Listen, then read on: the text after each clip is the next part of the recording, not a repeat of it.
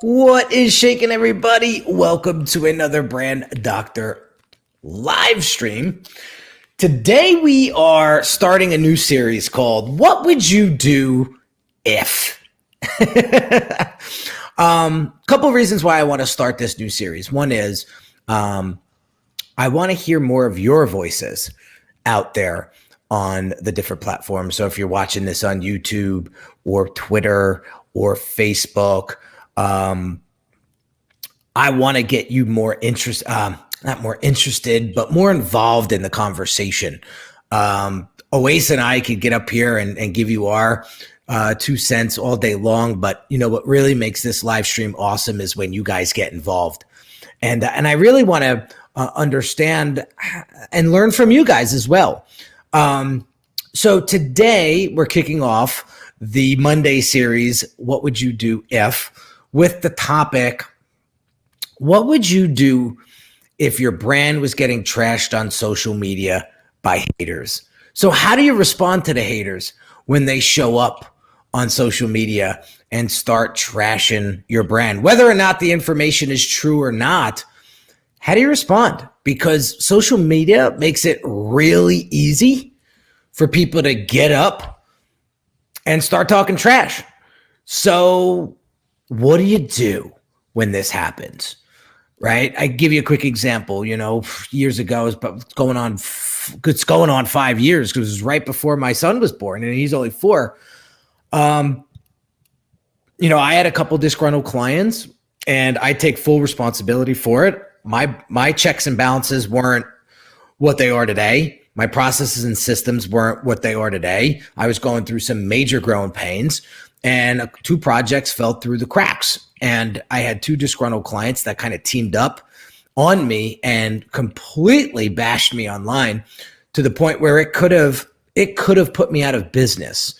The only reason why I didn't go out of business is because I had put in so much brand equity on social media prior to that happening that when these people tried to smear my name, my audience came to bat for me and said, Henry, this doesn't sound like you.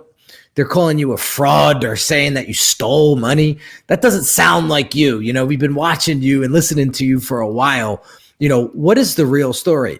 You know, so I came out and explained the whole situation, and it showed them how transparent I was, right? And it showed the people trying to smear my name how loyal my audience was.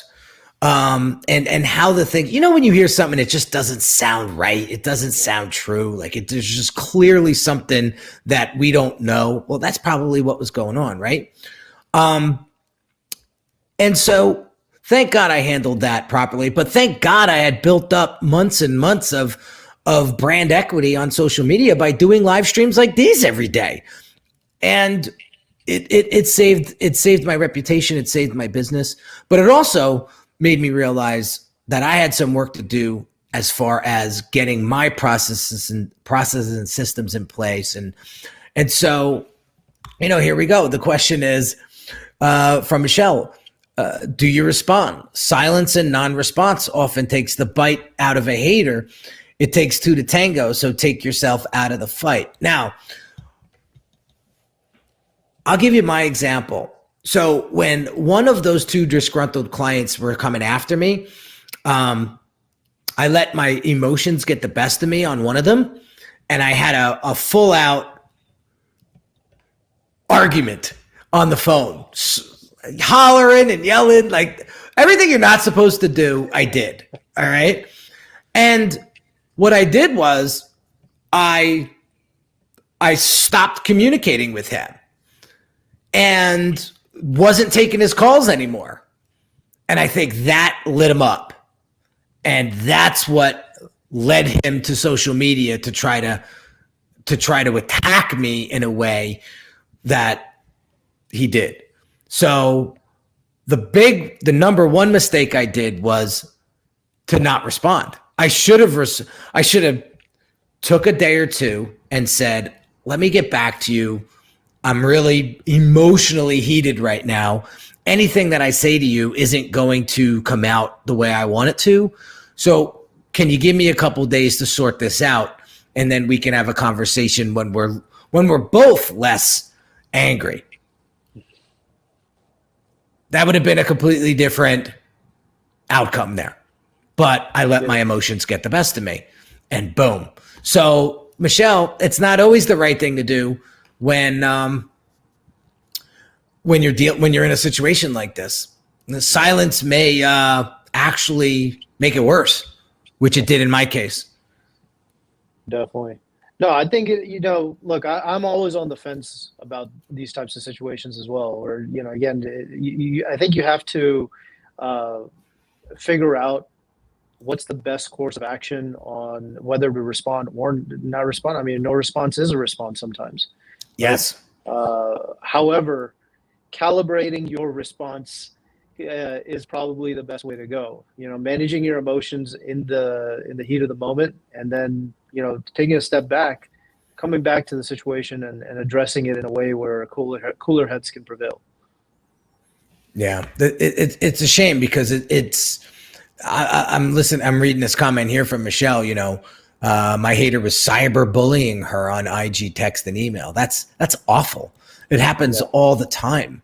So, Michelle, how did you respond to that? Put it in the comments, and we'll feature you as today's special guest, I guess, from afar.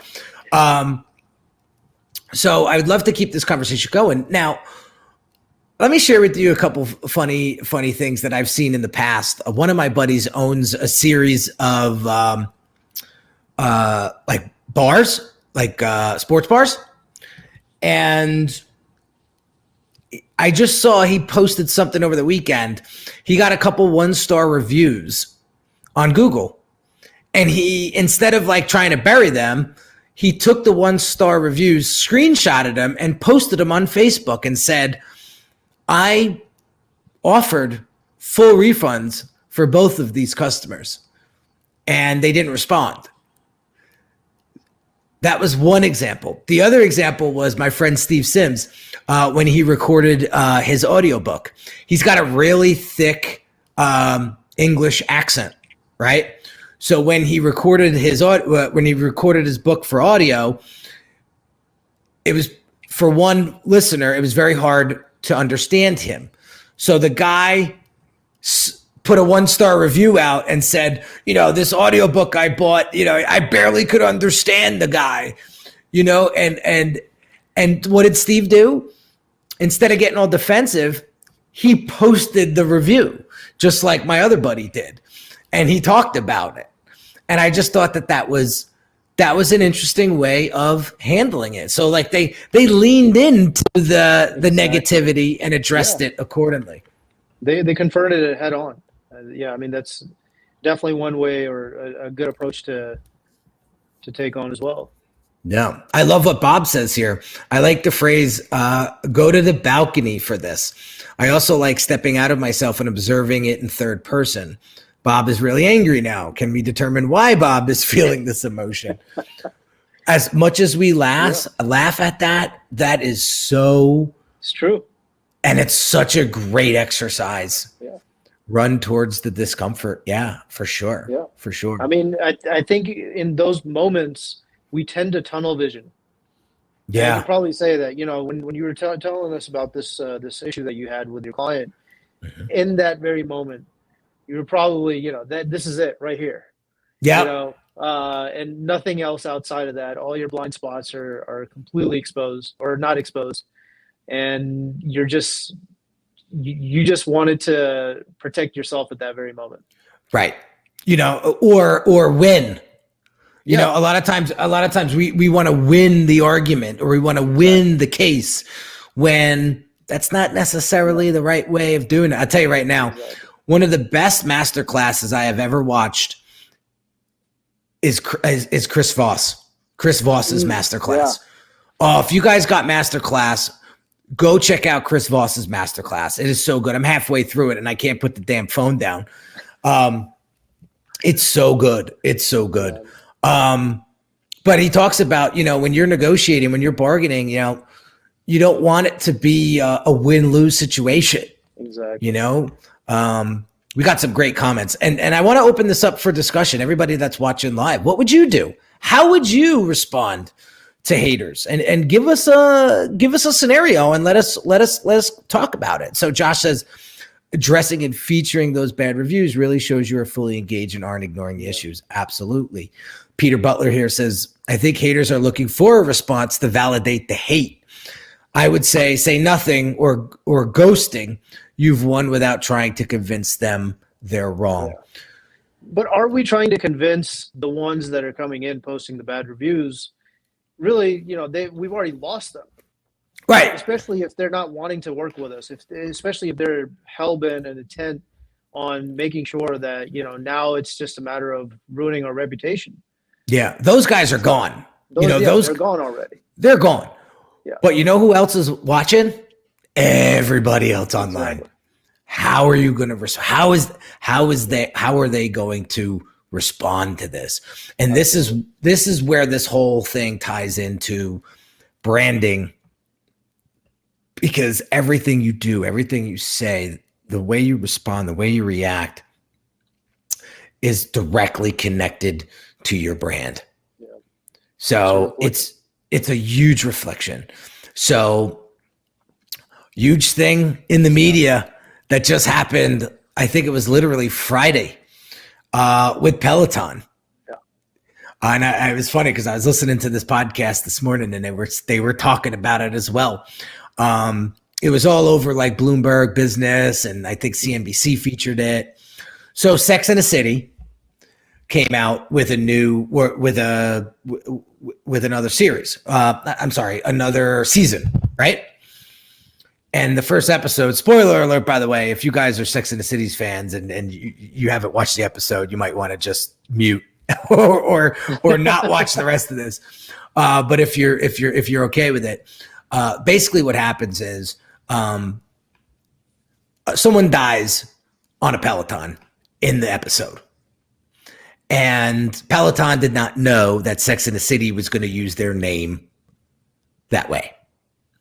So what happened was Peloton's PR responds with a very formal response, leveraging doctors, expert opinions, and things like that, right?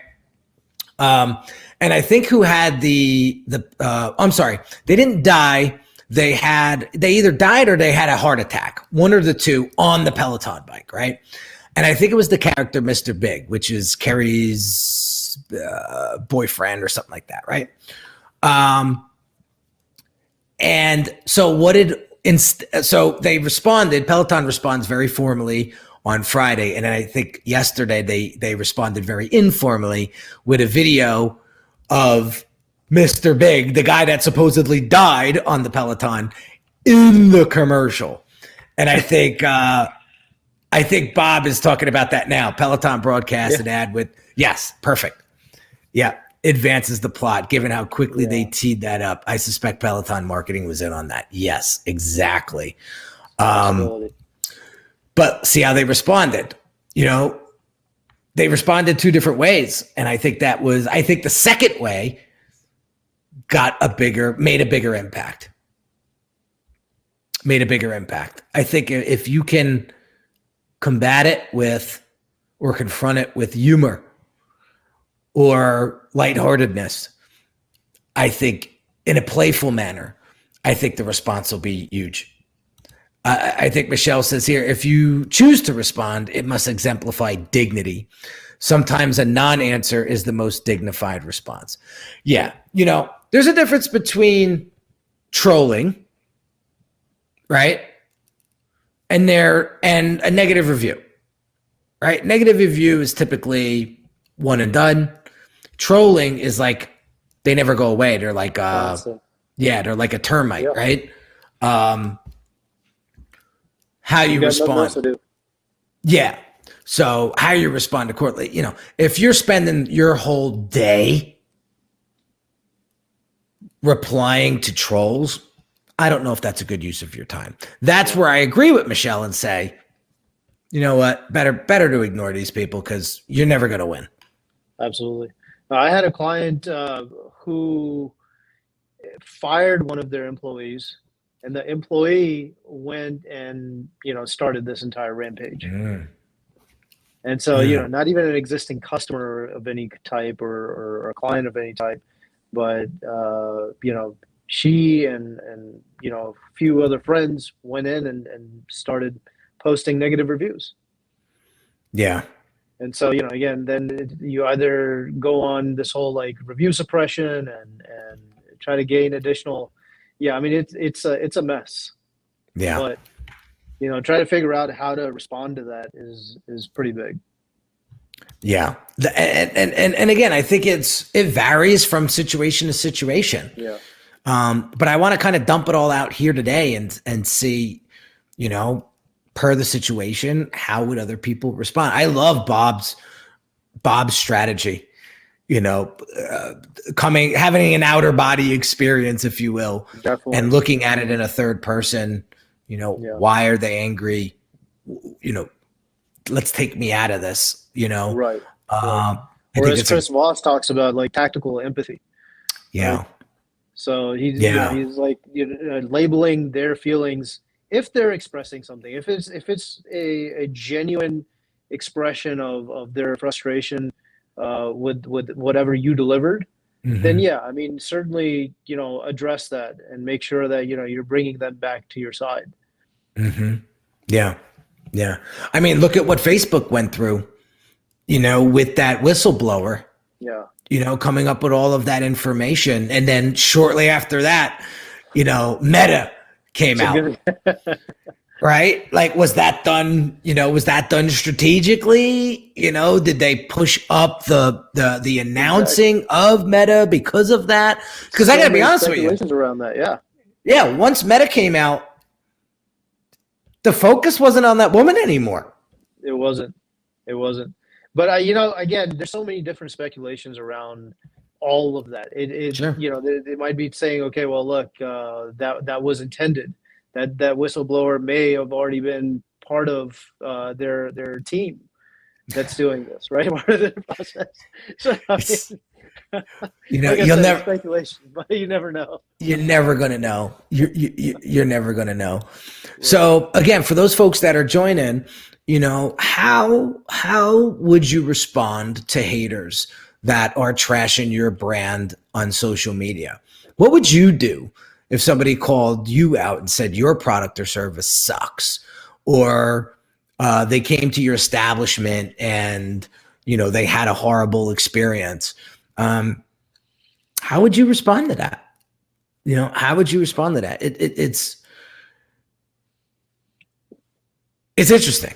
It's interesting being on both sides. I'll be honest with you. Ever since that happened to me 5 years ago, I am very hesitant to leave negative reviews publicly. Even if it's a genuine one? Even if it's a genuine one. I'd rather not put that energy out there as a business owner. Because it could always, what you put out, again, it goes back to my philosophy. What you put out is what you get, right? So if I'm going to go and spend time writing a novel of a negative 1-star review, in my world, chances are that's going to come back to me somehow, some way down the pike. It may never, but I'd rather not, unless you always said to me, I'm about to invest in this company. I know that you worked with them before. I'm looking for some honest suggestion here. This is a big investment. What would you recommend? Like, if you came to me like that, I could say, listen, this was my experience. It doesn't necessarily mean it's going to be your experience. And that's how I usually respond to people that are asking me for feedback. But I don't freely go out there and write negative reviews anymore. You know what I do instead? I write positive reviews. I write 5-star reviews. When I have an awesome experience at a place, there's a restaurant that used to be where I used to live. And I used to frequent it often, but now that we moved 30 minutes away, we don't necessarily go there as often. But I went back there a couple months ago with my buddy, and I had a really awesome time. And I wrote a positive review, and they 5-star. They responded, "Thank you so much." Da, da, da, da. I feel if you put that energy out there, that'll come back in different ways. That's a good point. Yeah. So we got a question from Michelle. Is the best defense a good offense? If you get a negative review, do you do a social media blitz of your positive reviews or bury them with positive reviews? How would you respond to that, Oasis? That's exactly the tactic that we used for that client whose employee just, he had basically gathered a group of friends and started posting negative reviews on my client's page. And so, yeah, I mean, we had to go on a blitz and really suppress those reviews with some positive ones. Yeah. So, yeah. I mean, that was our tactic. And then, I mean, look, I've also seen what you do. You're like you said, you build a brand equity of not necessarily just your social media standing, but also the audience. And then in addition to that, a good amount of reviews that you've already collected, you screenshot them. You screenshot text messages, obviously with your client's permission, but you screenshot live reviews that you can post on different places. And I think that speaks for a lot. Yeah, that's huge. In my opinion, I want to address what Peter's saying here. It's so easy to respond with an ego, get upset, and let it get to you. That wastes time, mind space, and emotion. Haters are going to hate. It's par for the course. Yeah, absolutely. And a lot of people also say if you don't have any haters, you're probably playing it too. You're probably playing it too safe, right? So to answer Michelle's question, when you get a disgruntled client or customer, I think there's a lot of wisdom in those words. Some of it may be just outright disrespectful and rude and nasty, but there may be some truth in there. And that's what I want you guys to pay attention to as well. If you get a negative review or somebody's trashing you online, don't just disregard it as trash, because what made them say that in the first place? Unless they're just that guy or gal, you know what I mean? Yeah. Some people are just out to troll. But what if, what if there was some wisdom in that trash talking?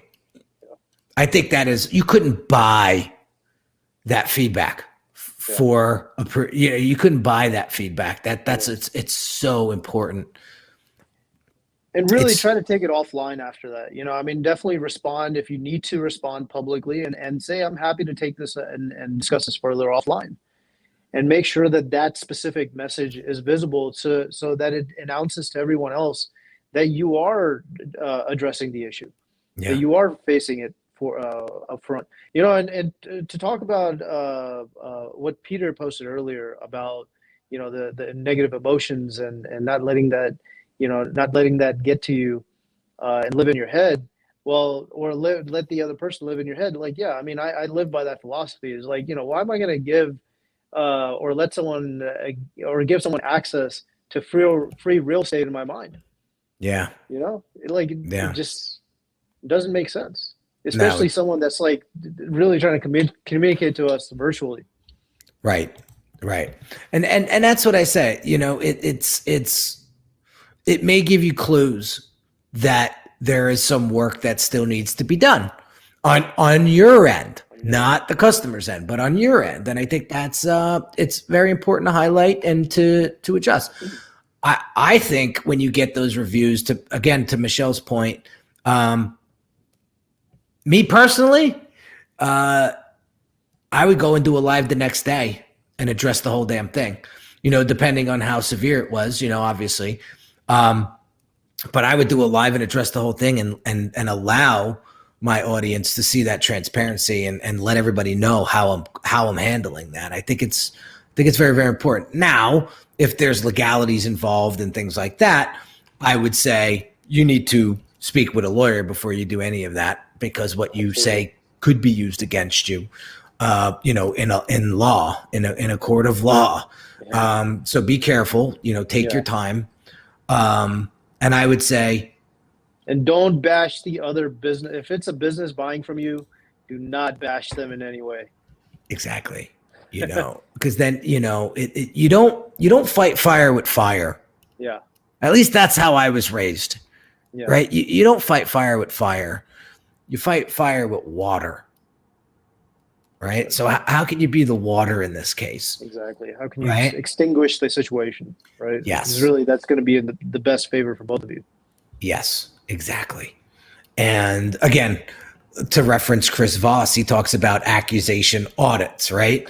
Where when you're having a conversation, you want to bring up all the objections or all the stigma that you might have stuck on you right now, right? And bring it up in advance, what's the example he used in the masterclass? Something along the lines of, you're probably looking at me as this private sector know-it-all who's got a lot of money that it wants to tell everybody how to live their life, and he's beating himself up, right? And then the other person on the others that he's talking to is like, listen, you're not that bad of a guy, right? But he's doing it all purposely. Those accusation audits are huge. Exactly. Such a great negotiation tool, if you will. So not to beat a dead horse, we're going to wrap this up, but I appreciate Peter and Michelle and Bob and Josh Easter for chiming in today and sharing your thoughts about this topic. So moving forward, every Monday, 2 p.m. Eastern, as long as no schedule conflicts, we're going to do this series for a little bit called What Would You Do If? And if you have any suggestions, I want you to drop them in the comments. You could message me privately, send me an email, whatever you want, and we'll feature some of those suggestions. I think it'd be awesome to keep you guys engaged and have us all learn from each other. That's one of the reasons why I do these live streams. And, especially if you're a business owner that's listening in, I mean, I think it would be vital for you to reach out to Henry with a, with like a real-time sort of an issue that you've encountered. Yeah. And we can potentially talk about that as an audience with the audience, and obviously not disclose who it is or who's going through it. But I mean, something that you've encountered with a specific customer, with a specific employee that obviously is able to weave into the topics that we're talking about here. And I think it would make for a good conversation. You can walk away with some real wisdom there. Yeah. I'm still trying to figure out how we could bring a viewer onto the show real time. Yeah. I know there's a simple way of doing it. I just don't know how. Without the person giving us their email address in the feed, we'll figure that out. But what I would like to do is bring people up, into the live stream and be part of it. Be part of the video experience if they would want to do something like that. Yeah. I think it reminds me of the old Clubhouse days where you bring people on the stage. And, that's right. But doing that here, I would love to try to figure that out. So, last but not least, guys.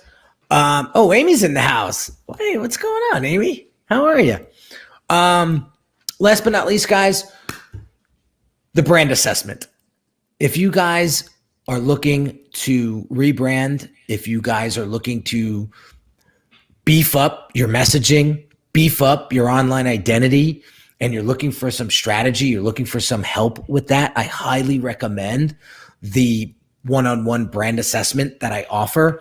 And basically what we do is you and I will sit down and we will discuss where you're at right now, where you want to go, what are those challenges in between that we need to get over or get through and solve, and then whether or not my team and I could help you. If not, we can maybe refer somebody else to you that can help you get there. But for me to give out arbitrary advice on your branding before a thorough assessment would be malpractice, in my opinion, especially as the brand doctor. So that's why I have the assessment.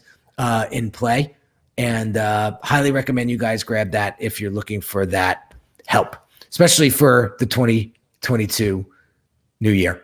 So have an amazing day, guys, and we'll catch you on the next one real soon. Take care.